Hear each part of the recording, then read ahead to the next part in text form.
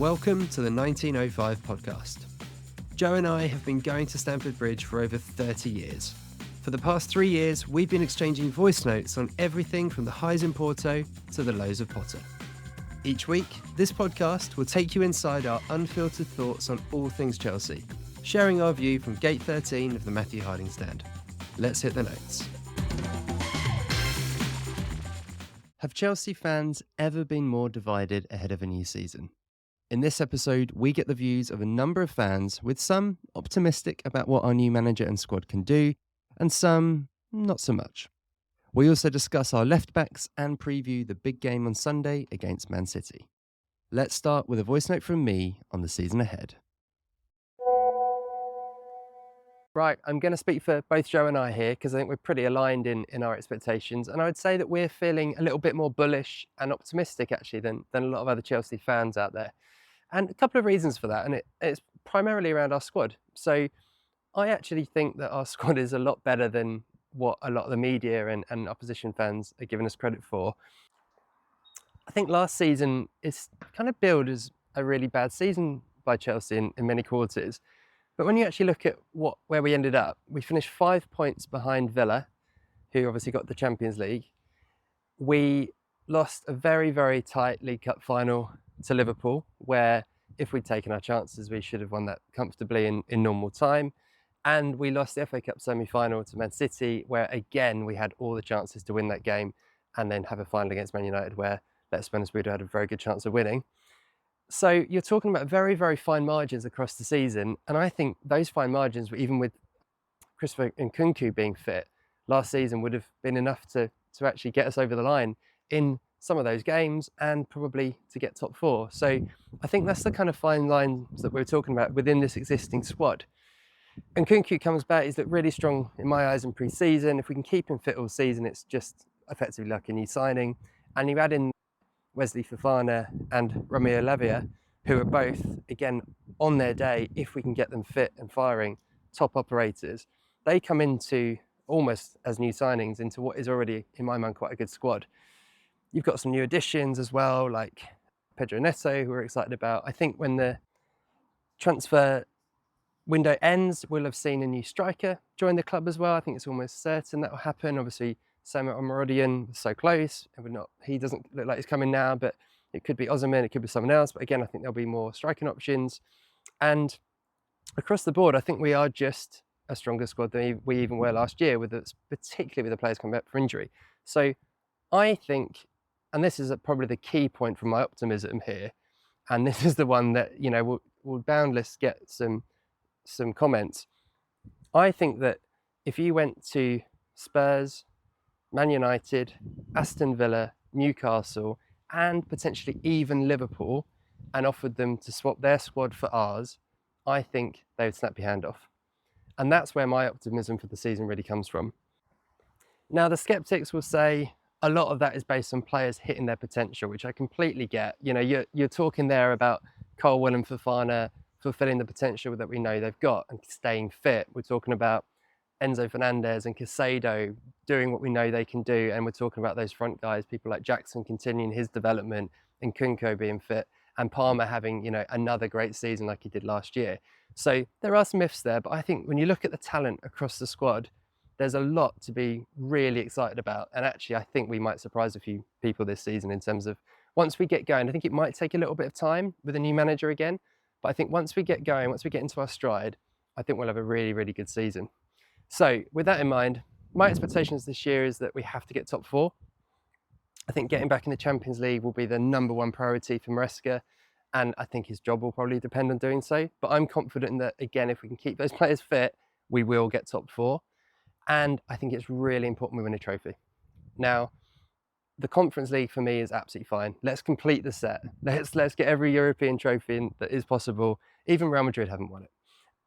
But I think it's really important, particularly with these young guys, to get a trophy under their belts. You saw it under Mourinho back in the day. For him it was winning the League Cup. And it was the first trophy for people like John Terry, Frank Lampard, Didier Drogba. And I think with the young squad we've got now, it's so important that they get that winning feeling and what it means to be a Chelsea player, particularly where we've had a lot of near misses in recent years in finals. I think we need to get that off our back. So whether that's the Conference League or it's the League Cup, getting a trophy, getting top four, I think that's what our expectations should be this season. And personally, I think it is very, very achievable. But that's just what Joe and I think. So what we wanted to do is get a bit of a cross-section of how other Chelsea fans are feeling about the season. So allow me to hand over to a number of Chelsea fans across the globe and their perspective on the season ahead. Hi, Neil Barnett here from the Joy Football podcast with Martin Tyler and myself. I was, of course, with Chelsea for over 30 years, pitch host, presenting Chelsea TV and Club Call in the old days, editing the programme and on-side newspaper, remember that? This year will be my first year back in the crowd for over some 40 years, and I'm really looking forward to it. But I'm not having high expectations. The major signings of senior players this year, as opposed to hopefuls, were two Englishmen, Kiernan Dewsbury-Hall and Toyson Adebayo, and neither have been in an England squad. The other major one this weekend was Pedro Neto, who is a good player with a terrible injury record, makes goals, doesn't particularly score them.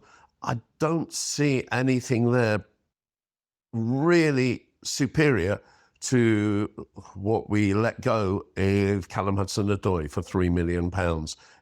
There just doesn't seem to be joined-up handwriting in this recruitment, except that we're buying lots and lots and lots of youngsters who can't all make it because there is gridlock underneath the first 11 or the first team squad even, and nobody's going to get enough minutes. Last year, a lot of kids got minutes, really not amounting to more than about 15, 20. Only Alfie Gilchrist really played a lot of the kids, or sufficiently in order to develop. I'd rather have 2 or 3 kids who can come in and really state a case to make a career at the club, or else let them go. We need a smaller squad. We need less transfer activity. We need a world-class goalkeeper, not a series of average goalkeepers, bottom half of the Premier League goalkeepers. We need the best centre-back in the club to play centre-back, not be banished to the under-21s, Trevor Chalobah. And we need something that puts football first and not profit first. We also need something that puts players first and not manager first. Stop changing the manager. Pochettino got a story, a development, a progress out of players. Trust the process? Well, if the club trusts the process, maybe it would do better. Expectations this season, not top 4, not better than last season, top 6, unless we can win a trophy. And the UEFA Conference is there for the winning. If you take a look at how Chelsea finished the season last year, the second half of the year we were a really good team and our talent was starting to show. In my opinion, we've considerably upgraded that talent in the offseason, and we've got a lot of really good players coming back from injury. So I think the bare minimum that I expect for this year would be to finish top 4, and realistically should be even in the top 3 race. The only 2 clubs who are legitimately ahead of us, I think, are Manchester City and Arsenal, and everybody else I think we're at least on the same level as. Liverpool, for example, will be taking a pretty big step back, and I don't see either Manchester United or Tottenham or Villa or Newcastle or any of these clubs really being considerably better than us in any way. Obviously, a lot will ride on Enzo Maresca and how quickly the squad adapts, but I think talent-wise, we should be competing for top 4 pretty easily. As for Europe and for the other competitions, I think for the Conference League, my expectation is we have to win it. Similar to Europa League in the past, if we're in it, we win it, and I want us to be able to complete the set. And it's not ideal that we're in the Conference League, but since we're there, we might as well make the most of it. As for the domestic cups, I think we had a pretty good showing in both of them last year as well, so I expect something similar, and since we have so much depth and so much talent, we shouldn't have any issues fielding a team for any of those. So yeah, that's my expectations for this season, and go Blues. Hey Chris, well, I think I'm incredibly pessimistic about this season, probably the most I have ever been. Last season was pretty bad, but ended up okay after Poch and Palmer started to make things tick, but getting rid of Poch seems wrong. Relying this much on Palmer seems difficult. So, yeah, I really don't have much expectation. I was quite disappointed with getting Enzo in as the new manager. I thought we should have gone with someone with more experience. If you look back at Chelsea's history, we've always succeeded with experienced managers and rarely succeeded with ones with less experience. Same tends to be true for players as well throughout Chelsea's history. So we're trying to push the club in a very different direction, and well, at least so far, it doesn't really seem to be working. Pre-season's been a bit useless, and yeah, I just don't have much confidence going into the new season. So my expectation is a hopeful top 7, I think. I still think Villa are ahead of us. I think the rest of the big 6 are ahead of us. Maybe even Newcastle as well. So yeah, maybe top 7, maybe even less. It'd be good to get a European position.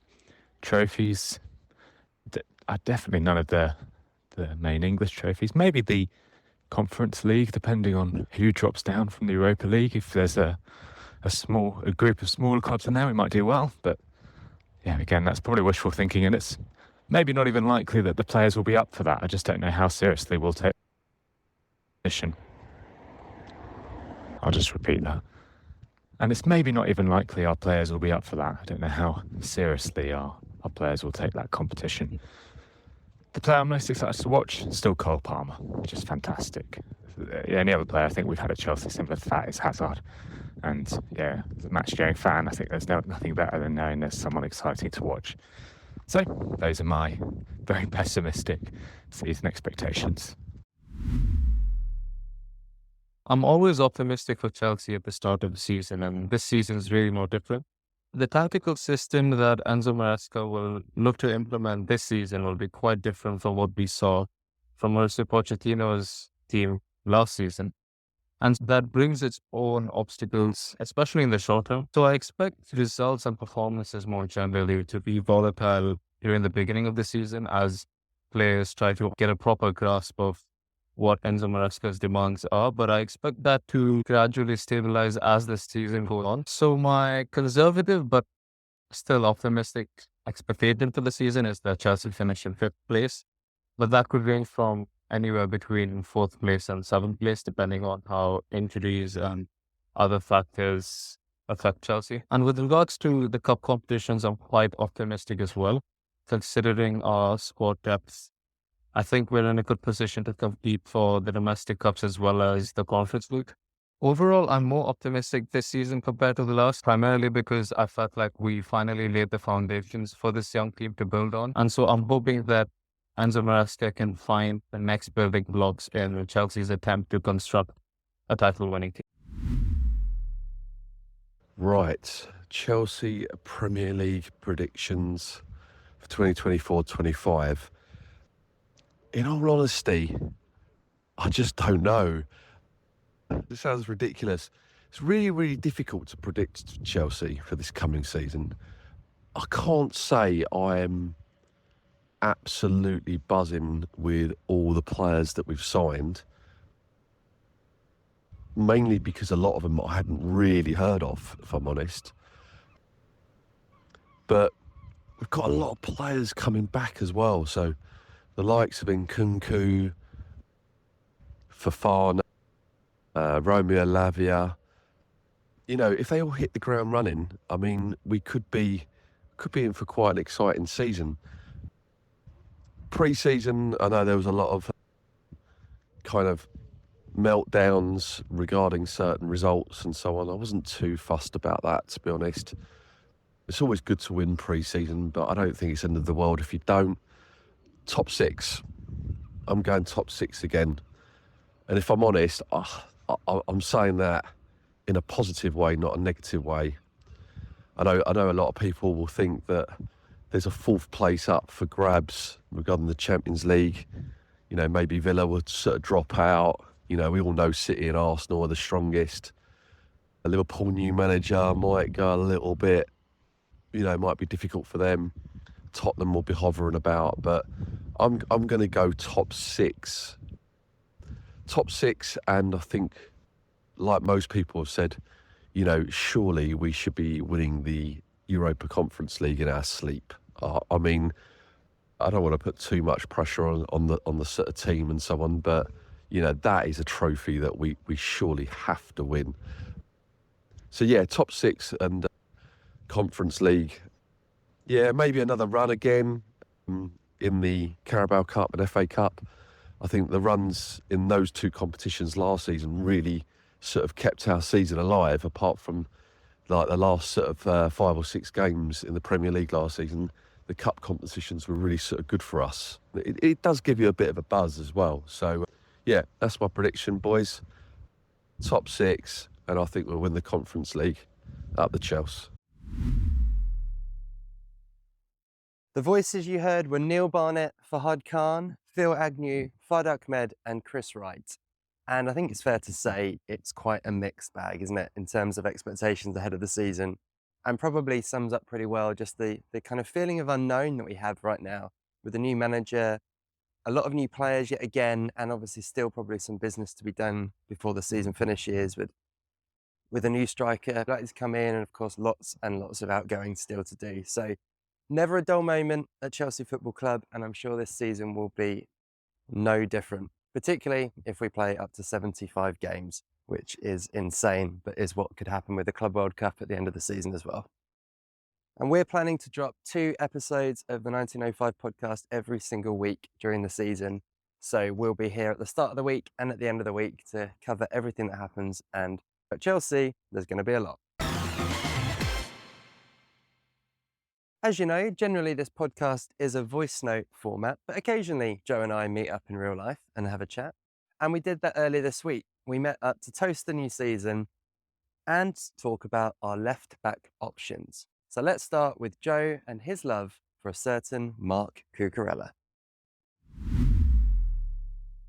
On the left side, there's 3 options really, which is Cucurella, who we think will start there, Vega, who, by the way, I loved the look of against Inter, and giving a bit to the crowd. Yeah, that was interesting, wasn't it? I love Cucurella. I'm sorry, that first half performance was outstanding.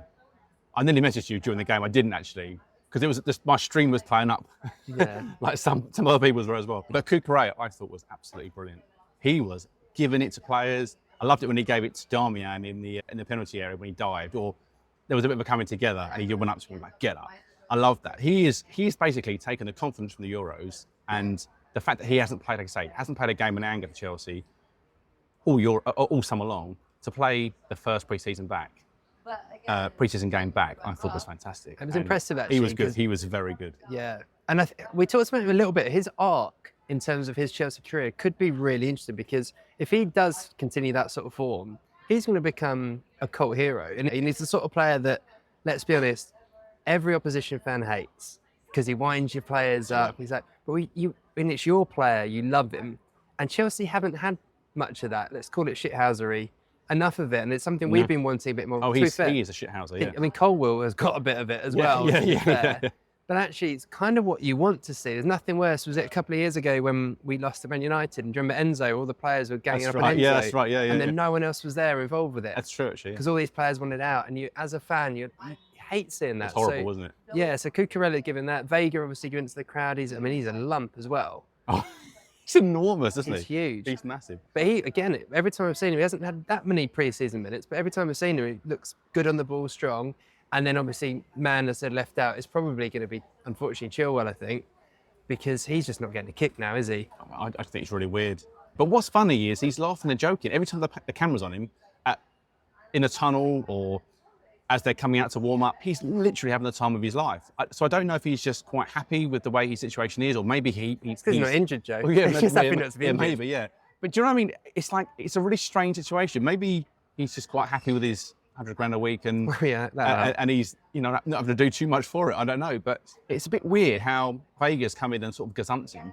I think he has anyway. Yeah. It seems to be that's going to be the 1-2 punch, I think. I think Chilwell would be one to watch at the end of August. And it's kind of a few weeks in the season. If he's not kicked a ball, it's one of those classic transfer deadline day moves where he goes to Man United or Newcastle or something like that.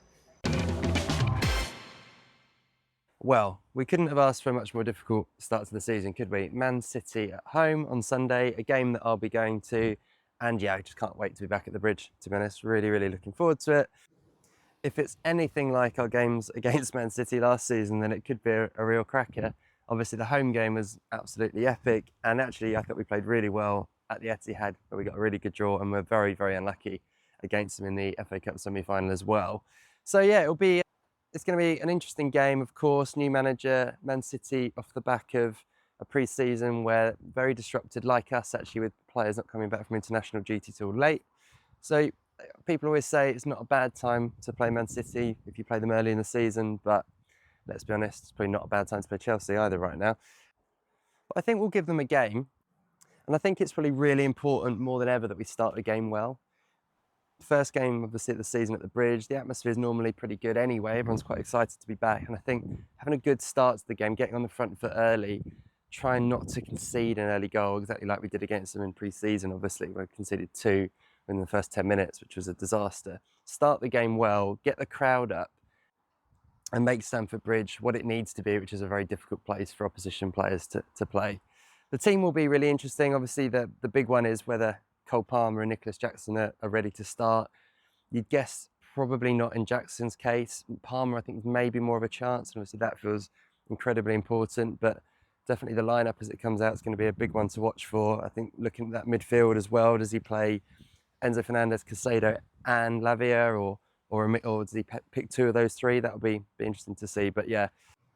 And of course, we may well have Pedro Neto available, and I imagine he could be on the bench as well, which will be one to watch for.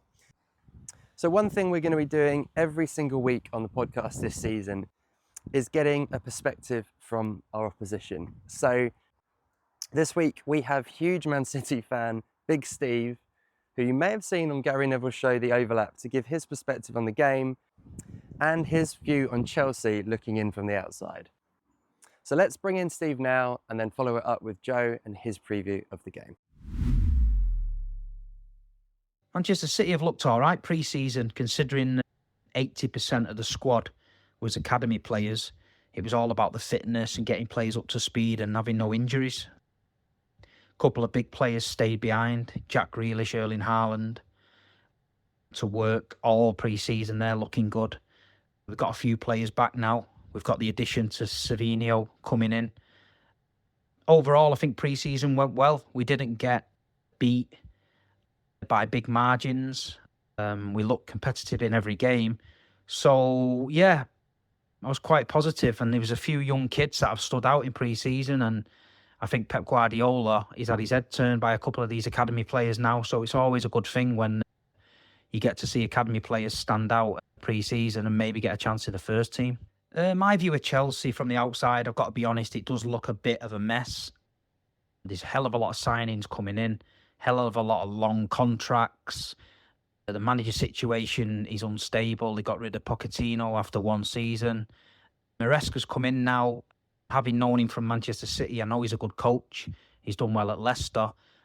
I feel like the Chelsea project is a bit, I don't know, it's a bit like a speedboat with no driver at the minute. I don't know where it's going, you know what I mean? I look at the talent you've got and the players you've got and the prospects you've got, and I feel like there's a fantastic team in there somewhere. But I just feel someone's got to come in there with a philosophy and get the players playing to his tune. I feel like you've got a good mix of younger players and the odd older player, but I don't know. It looks, from the outside looking in, looks like there might be a few egos in there. Cole Palmer is a fantastic player. I think you've got to build a team around him. And it'll be very interesting to see if Maresca is the man to do that, or whether this is going to be another tough season for Chelsea and then you're going to have to sack the manager and start again. Yeah, I think you need stability. I feel like under Abramovich, it was a bit more ruthless. If it wasn't working, he cut the manager and then he got it right 1 or 2 times.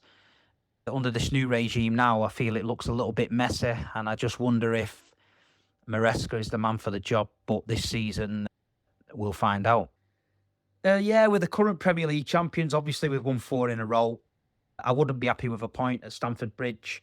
I know it's a tough place to go, especially first game of the season. I don't think City's players will be up to speed yet. We had a lot of players involved in the tournaments late in competitions, but we've got to go there for the win. I feel like we've got the players to do it. I feel like Chelsea are still in a position where they're not quite settled, so City's got to take advantage of it. I feel like we've got to go there on the back of the Charity Shield, put a marker down for the season and say, look, Manchester City are back. We've won 4 in a row. We're going for 5 in a row, and put a message out there to everybody. But after last season's 4-4 draw, which for me was one of the best games I've ever been to, I'm hoping it's less nervous as that, and I hope that Manchester City can put in a dominant display and get the 3 points. So yeah, 3 points or bust for me. So here we are, guys and girls, we've made it.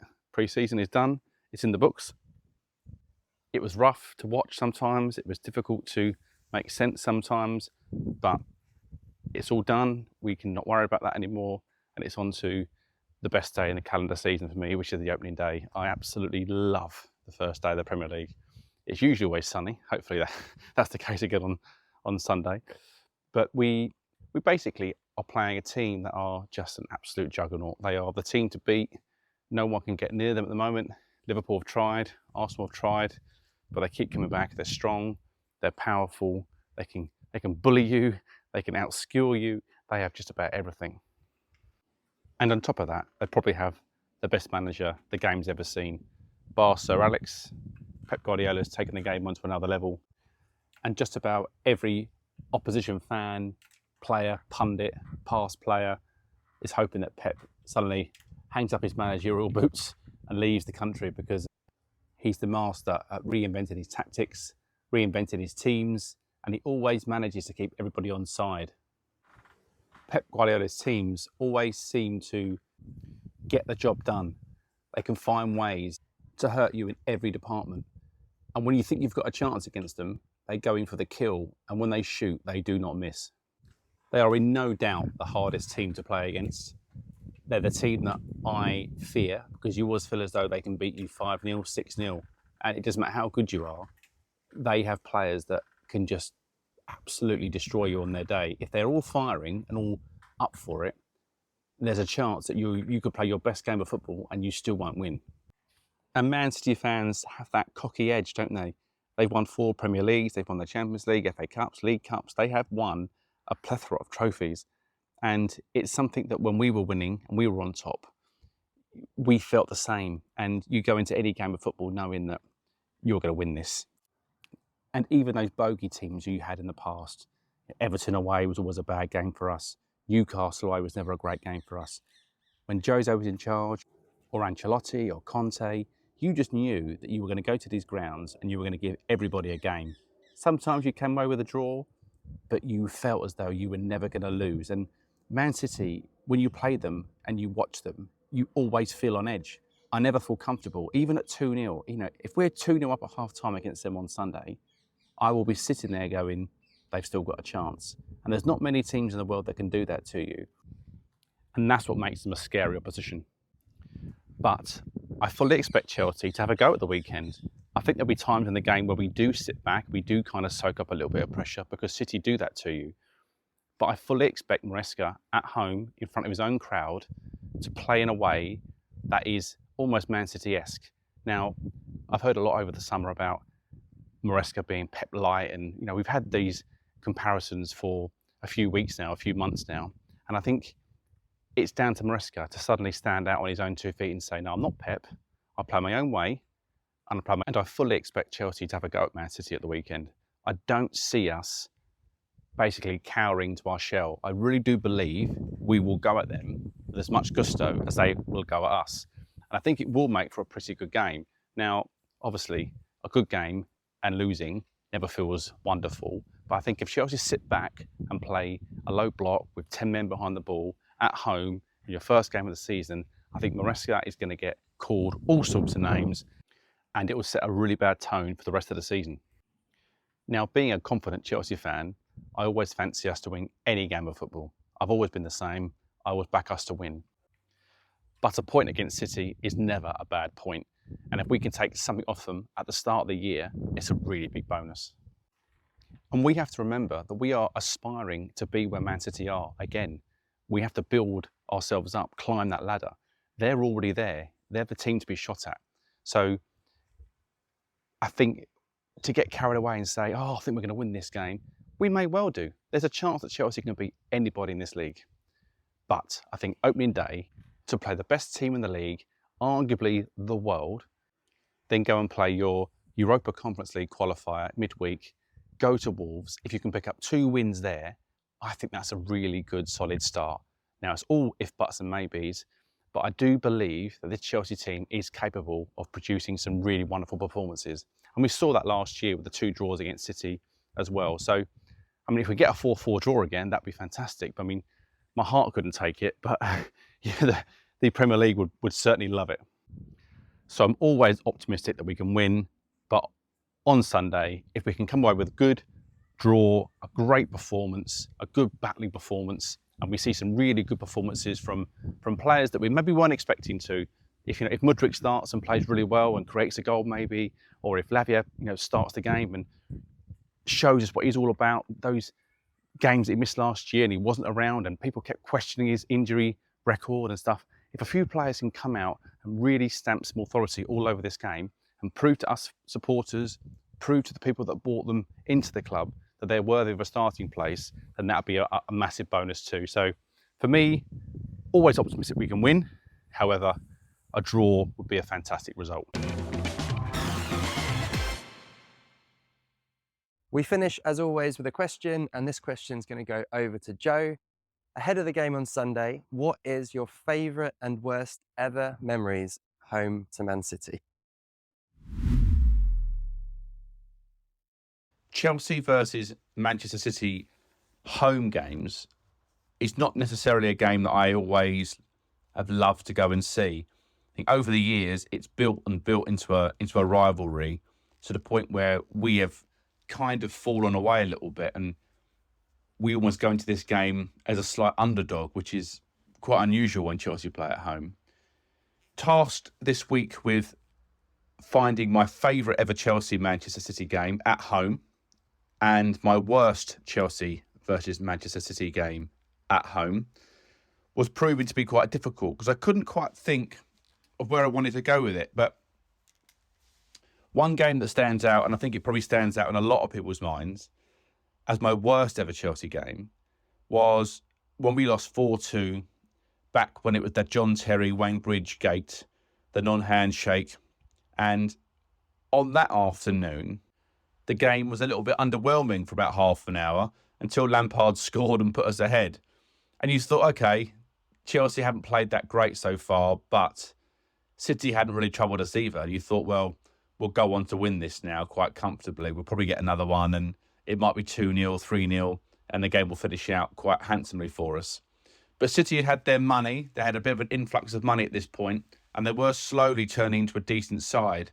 They had Vincent Kompany and Gareth Barry, Tevez and Bellamy. They had a good side, and I think you kind of knew where they wanted to be. This was like the first stage in their planning. And so after Lampard scores, almost about a minute later, there's a big hoof down the middle of the field. And Tevez runs onto it and he sort of jinks inside one or two defenders. And he probably hits arguably the worst shot ever seen at Stamford Bridge. And it managed to beat our goalkeeper at the time, Henrik Hilario. We had a few injuries at goalkeeper. And if anyone gets a chance to go and watch that game back, or you want to go and see a clip back, this is the worst goal I think ever scored at Stamford Bridge. It is absolutely pathetic. How it goes in, I couldn't believe it at the time, and I still can't believe it now. It was horrific. So Man City get their goal, and then we go in at half-time 1-1, thinking, okay, wasn't a brilliant game. It's a bit of a cold old day, but we'll be all right. We'll be fine. And then we came out in the second half, and we just lost the plot. We just completely capitulated. City scored 3 goals relatively quickly, and you thought to yourself, what on earth is happening? The final one being that Craig Bellamy one where he gets passed across the box and he sort of taps it in from about 4 or 5 yards. John Terry scrambling to try and save it, but we had lost the plot by then. Belletti had been sent off before that from a push inside the box, which gave them a penalty, and then Ballack just completely loses his head before the fourth goal goes in, and he absolutely hacks down Tevez, and he gets sent off as well. So we're playing with 9 men, and it just turned out to be an absolute disaster of a game. We pulled one back at the end with a penalty, but again, it was the famous Mike Dean treatment. He never I didn't think, refed us particularly well, a bit like Anthony Taylor in the modern day. And yes, it finished Chelsea 2, Man City 4, and it was a really, really miserable afternoon. Now, there's been some good games for us, believe it or not, against Man City. We haven't done particularly great recently. The 4-4 draw last year was a great game, but I'm never going to put a draw down as my favourite ever result. I'm going to go back to 2007, and I remember the game very well.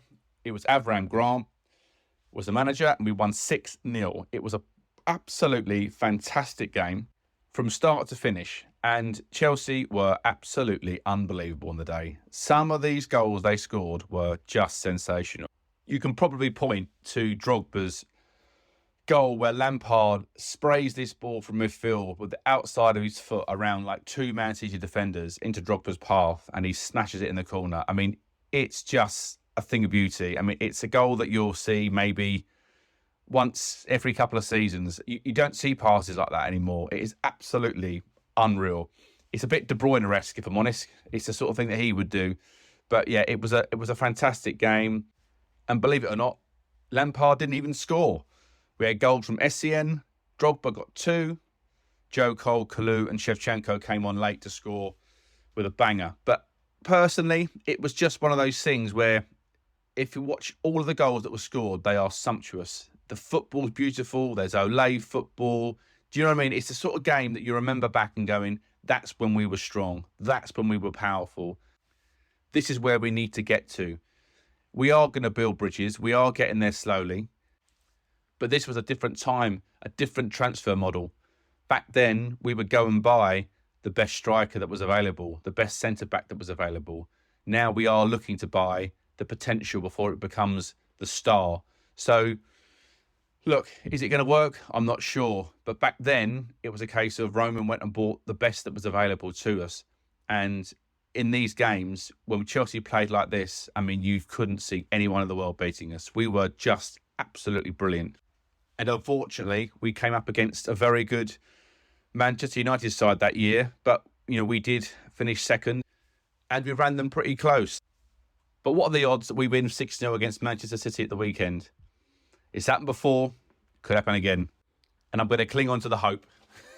You never know. You just never know.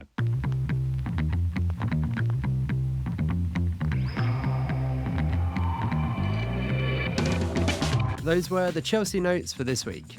If you enjoyed the podcast, do us a favour and share it with a fellow Blue. And we'd love to hear your thoughts, so leave us a review wherever you're listening. Wherever you may be, stay carefree, and remember, every little thing's gonna be alright.